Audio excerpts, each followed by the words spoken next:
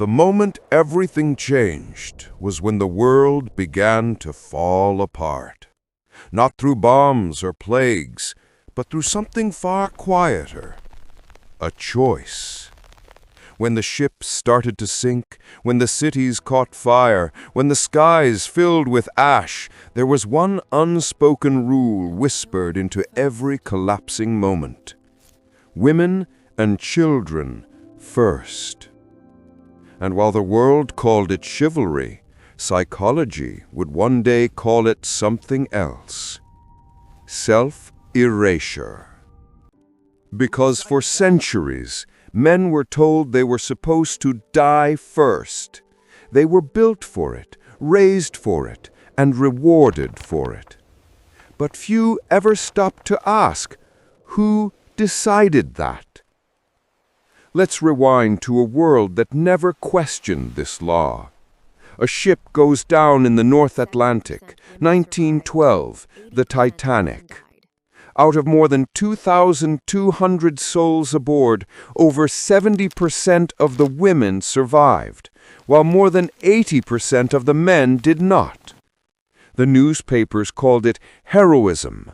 The psychologists called it gendered altruism. But the truth was, it was conditioning. From birth, men were told their value was in what they could give, their labor, their lives, their silence. A good man dies protecting others. And that story became so powerful that most men never realized it wasn't theirs. But here's where it gets darker. Psychology calls it the martyr complex, when someone unconsciously seeks suffering to feel worthy. Men, especially across history, were engineered into that mindset. War after war, crisis after crisis, it was always men to the front. Factories, mines, battlefields, graves. But during these same centuries, something fascinating happened. Women adapted. When men went to war, women took over cities.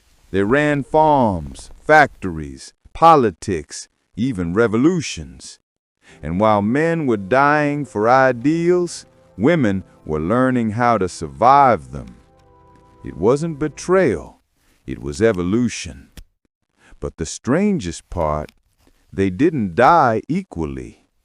During the Great Famine, the Black Death, and every major crisis since, data shows men perished at higher rates, not only from danger, but from despair. Why? Because biologically, men respond to failure with isolation. That cortisol spikes higher, their oxytocin, the bonding hormone, drops lower. In other words, when things fall apart, women seek community, men seek silence, and in silence, men die. That's why when disaster struck, women left men to die, not always by choice, but by adaptation. Because in nature, survival doesn't reward sacrifice, it rewards strategy. But it gets even deeper. Modern psychologists now study a phenomenon called gendered empathy bias. It means we subconsciously feel more empathy for women in distress than for men. You see it in the news, in movies, in the way headlines are written. Mother of 3 dies tragically. Front page. Father of 3 dies tragically. Small print. And that's not society's fault alone. It's hardwired into human survival instinct. In ancient tribes, protecting the fertile meant protecting the future. Men became expendable because nature saw them as replaceable. So while men were dying to prove their worth, nature quietly whispered, "You were never meant to be saved." Now here's where psychology twists the knife. For centuries, men believed that by being strong, stoic, and self-sacrificing, they would be valued. But the truth was crueler. They were being used by an invisible script. Sociologists call it benevolent sexism. It's not open hatred, it's disguised worship. Praising women as pure and delicate so they can be protected by men who never get protected back. So when disaster comes, society follows that script without thinking, save the women first. But the cost? A generation of men who die quietly believing that's what love looks like. And now, here's the paradox that breaks everything open. Today, in a world where gender roles are supposedly fading, the psychology hasn't caught up. Men are still expected to be strong, to die quietly, to endure silently. But when they show emotion, they're called weak. Women, on the other hand, have evolved psychologically toward survival through expression, sharing, adapting, building support. That's why in every collapse, women rebuilt. They didn't leave men to die out of cruelty. They left because they knew something men didn't. Survival isn't about sacrifice. It's about transformation. Let's go back to the Titanic one last time. As the ship tilted into the freezing dark, there's a testimony from a surviving woman who remembered a man handing her his life jacket. He said, quietly, "I've had my time. Go make yours count." That line became a legend of bravery, but in psychological terms, it's also a tragedy, a lifetime of conditioning compressed into one sentence. That man didn't just give up his life, he gave up his right to exist beyond usefulness. And that's the hidden epidemic no one talks about. So when did it start to shift? When did women stop waiting for men to save them and start saving themselves? Historians point to the world wars. When men vanished to battlefields, women filled the power vacuum. For the first time, survival didn't mean protection, it meant independence. And slowly, the pattern reversed. The protector became the forgotten. The nurturer became the survivor.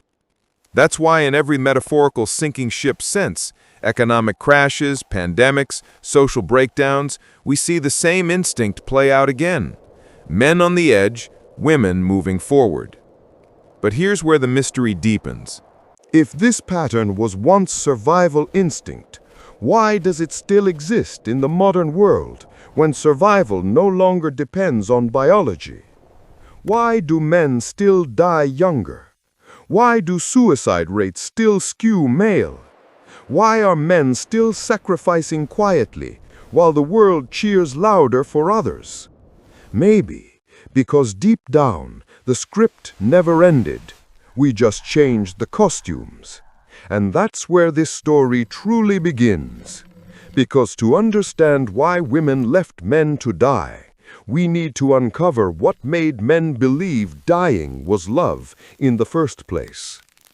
When the world taught men to be heroes, it forgot to teach them how to survive. But the strangest part, it didn't stop at sinking ships. It became psychological DNA. Because the idea that a man must die for love, it never left us. It evolved. Every society, every culture carried its own version of this myth. From samurai who saw death as honor, to factory workers who burned out by 40, to fathers who died quietly of stress while smiling at the dinner table. This wasn't courage anymore. It was conditioning. Modern psychologists have a name for it: instrumental worth. It means your value depends on your usefulness. And men, generation after generation, learned that lesson so well, they forgot to exist without it. If I'm not providing, protecting, or fixing something, what am I? That question, quietly whispered in millions of minds, became the foundation of male depression worldwide. Let's talk data. Globally, men make up nearly 80% of suicides. They die younger in almost every country. They're less likely to seek therapy, less likely to admit pain, and yet more likely to die trying to hide it. But here's the twist that most never see. This isn't weakness, it's loyalty. The loyalty to a script older than civilization itself. A script that taught men, if you suffer quietly, you're noble. If you ask for help, you're shameful. And so they continued to play their part, even as the stage burned around them. Scene flashback, 1900s, a coal mine in Wales. The tunnels collapse, a dozen men trapped, their oxygen running out. They can hear the world above, the faint tapping of rescuers, but not fast enough. One man writes a note on the back of his payslip. "Tell my wife I stayed to hold the beams. It's the only way they can get out." That note was found later, pressed against stone. He stayed behind, literally holding the ceiling so others could escape. The world called it bravery. Psychology calls it gendered death conditioning. The moment a man learns his pain has meaning, he stops running from it. He wears it like a medal. But why does the male mind attach worth to pain? Evolution gives us one answer. In prehistoric tribes, men's survival strategy was external: hunting, fighting, protecting. If they didn't act, the tribe starved. If they died, the tribe still continued, through women and children. So natural selection favored men who were expendable but effective. That same instinct now plays out in modern life, except the threats are invisible. Deadlines instead of predators, stress instead of spears. And yet the body reacts the same way. Cortisol spikes, adrenaline floods, heart rate climbs. But there's a catch.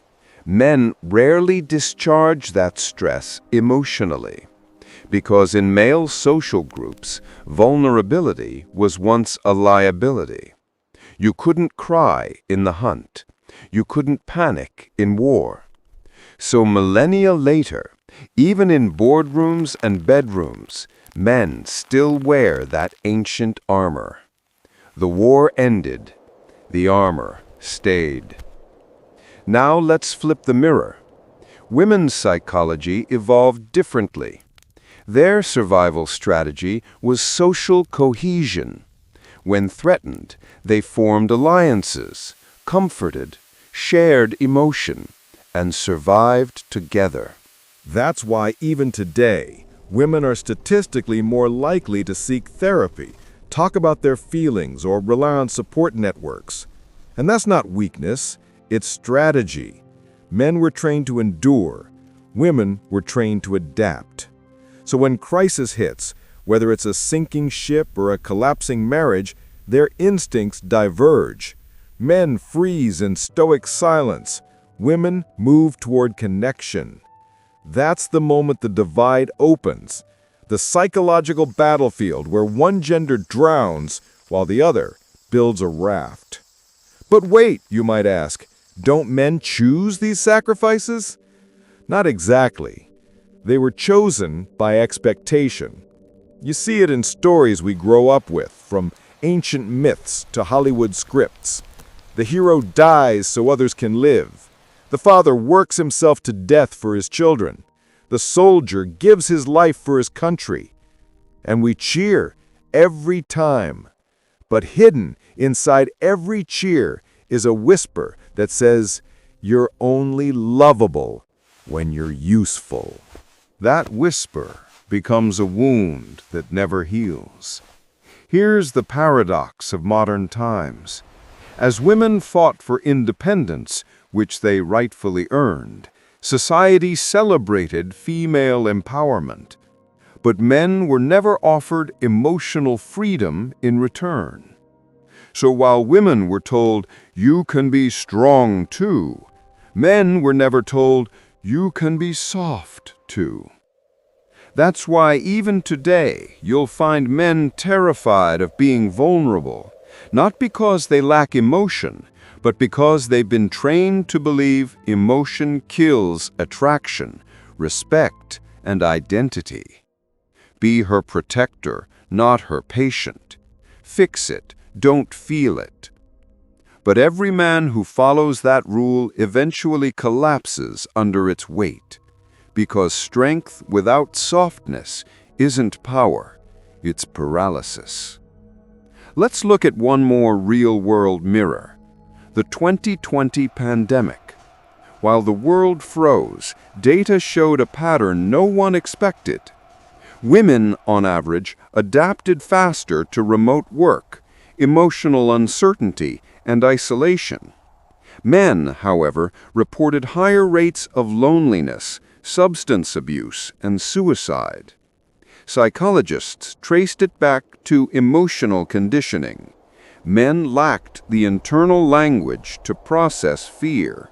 The same instinct that made them die bravely centuries ago now made them die silently in apartments and hospital beds. The battlefield changed. The casualties didn't. But here's the twist. When man does reject this conditioning, when he refuses to be disposable, the system doesn't know how to react. He's called selfish, lazy, unmotivated, not a real man. Because in a world that profits from male self-sacrifice, a man who loves himself becomes a revolution. That's why many relationships collapse when men stop playing the old role. The world expects him to die for something. It's not prepared for him to live for himself. When generations of men were told to suppress, a cycle formed. Suppression, hide emotion. Substitution, replace emotion with performance. Burnout, when performance fails, identity collapses. Isolation, withdraw to fix it alone. Destruction, self-blame or silence. It's the invisible epidemic no one names because it doesn't leave visible scars. Men die with clean hands and proud smiles, and the world writes poetry about their courage. But maybe courage was never the point. Maybe survival should have been. In 1945, during the final days of the war, a Japanese soldier named Hiro Onoda refused to surrender. He hid in the jungle for 29 years, convinced his death would honor his country. When he was finally found in 1974, he still wore his uniform, rusted, torn, but intact. He said, "I was told to die before dishonor." The world called him loyal, but his eyes told another story, the story of a man who was never allowed to live for himself. That's the dark truth. Men are trained to obey ideals that no longer serve the world they inhabit. Here's something neuroscientists recently found.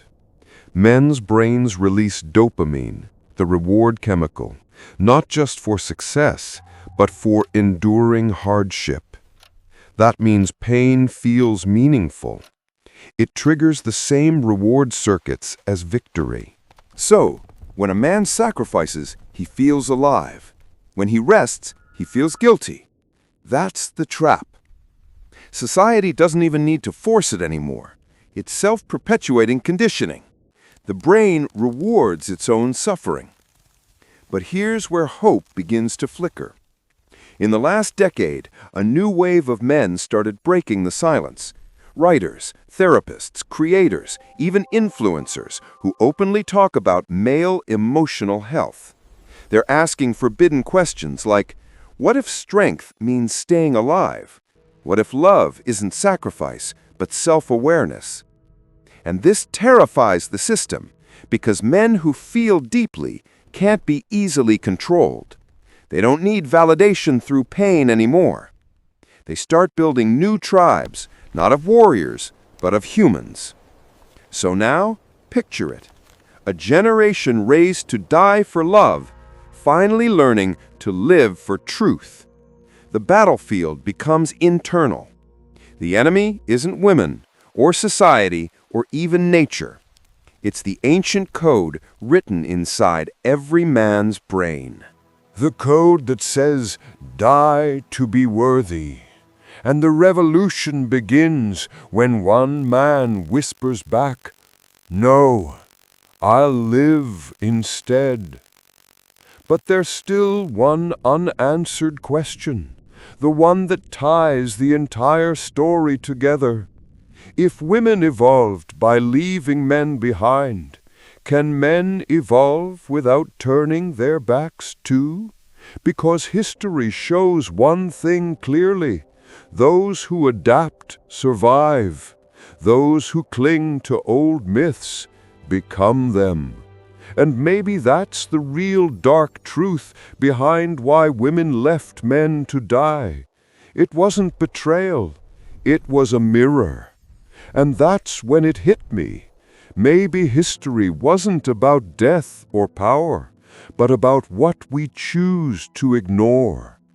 For centuries, men were told their highest purpose was sacrifice, to burn bright and vanish, to die noble deaths that no one remembers for long.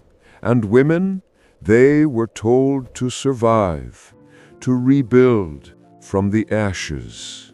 To carry forward what was left behind. But maybe that wasn't nature. Maybe that was programming. Because every time the world told men to be heroes, it quietly erased their right to be human. The truth behind why women left men to die isn't cruelty. It's reflection. It's the echo of instincts that no longer serve a modern world. When survival stopped being physical and became psychological, women evolved faster because they had permission to feel. Men didn't. And so the battlefield moved inside their own minds. But here's the haunting irony. The strength men were taught to worship was the very thing killing them. Now the world is shifting again. We're entering a new age, not of gender wars, but of emotional awakening. Where men can finally ask, what if my worth isn't in what I die for, but in what I live for? Because maybe heroism isn't standing in front of the bullet. Maybe it's staying alive long enough to change the story. And if this pattern existed then, does it still exist now? Every time a man says, I'm fine, when he's breaking, every time he hides behind silence to protect others, every time the world praises his suffering, the script repeats. But the beauty of any script is that it can be rewritten. So if you're watching this right now, maybe it's time to stop dying for the world and start living with it. Because the real dark truth isn't that women left men to die. It's that men never realized they had permission to live. The age of dying heroes is over. The age of living men has just begun.